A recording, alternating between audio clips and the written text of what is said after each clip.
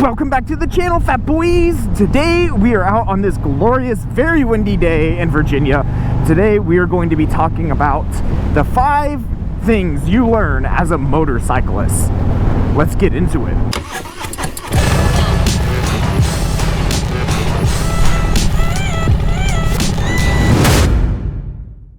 So, starting with number 1. The first thing you really learn how to do in comparison to a car is you start to learn how to read traffic. You start to learn that cars all have this very specific body language, and you are able to really pick up on how people ride, how people drive, and how they're going to react and treat you as a motorcyclist.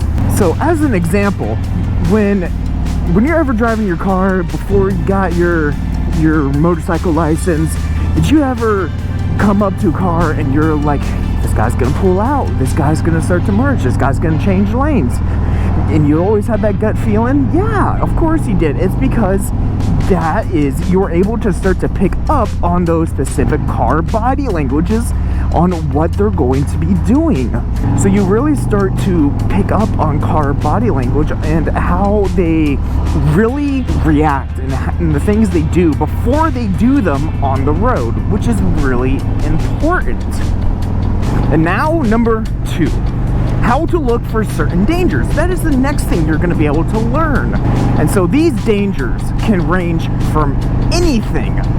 They can range from the dangers of the road themselves, the road conditions, things coming onto the road, and also drivers. Becoming a motorcyclist allows you to be much more observant of your surroundings as a rider and driver. So as an example, when riding on back roads, there can be a lot of leaves falling onto the ground. And if you are not careful and you are not picking your line correctly, and you are not careful enough with your throttle hand, when you hit those leaves, you can actually lose traction on your tire because the leaves and grass is super slippery. And another example of this can actually be roadkill, because when you are running over roadkill, not only are you losing traction, you are running over potentially sharp things, such as bones. And then, as an example right there, you also are becoming much more observant of how sharp corners are on the road. I was going 45 there, and then all of a sudden I had to slow down a lot. I probably was going maybe 15 miles an hour through that corner because I noticed it was a very sharp corner coming up. So to summarize number 2, just a little bit more, you just become a much more observant person on the road. And then number 3, you're going to learn how to prepare for all of these dangers that much more. When you get your driver's license, you just learn how to park, you learn how to go in a straight line, you learn how to do the basic things of how to drive a car. But when you actually get your motorcycle license, they actually try to prepare you for how to do emergency maneuvers on your bike.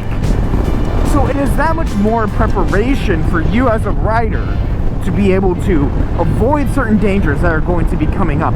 And there's also so many more classes that you're able to take, so that way you are able to avoid all of these dangers. And you even have all these slow speed parking practices, which are linked right up here from yours truly, to where you're able to learn how to truly force the bike to go where you want it to.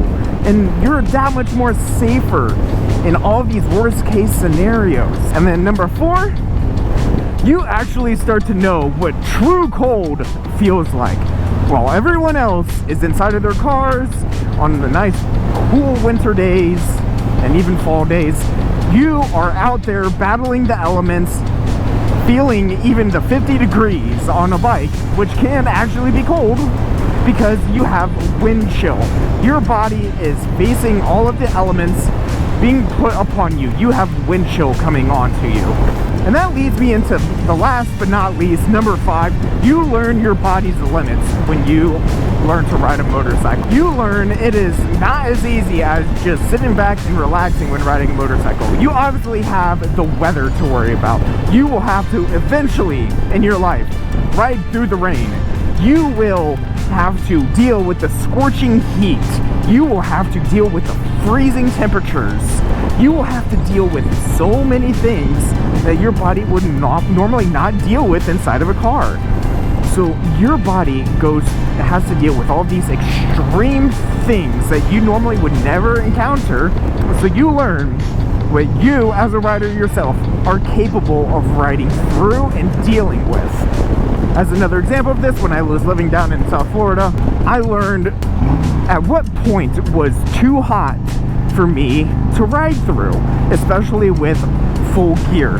That's when I would learn it is too hot to ride today on a hot motorcycle in full gear. So I just wouldn't ride some of those days. I would ride most days, but when it reached well over 110 degrees, feels like, and 100% humidity, I said it was too much, because I lived in the city and it was always stop and go traffic. So it always felt super brutal. And then for here, I am now learning what is too cold for the certain gear that I have. I'm already feeling it. It is in the 50s for me again. So when I'm going 50 miles an hour, it definitely feels pretty damn cold. So hopefully this video helped you guys out. Hopefully it is going to prepare you just a little bit more in your motorcycle adventures.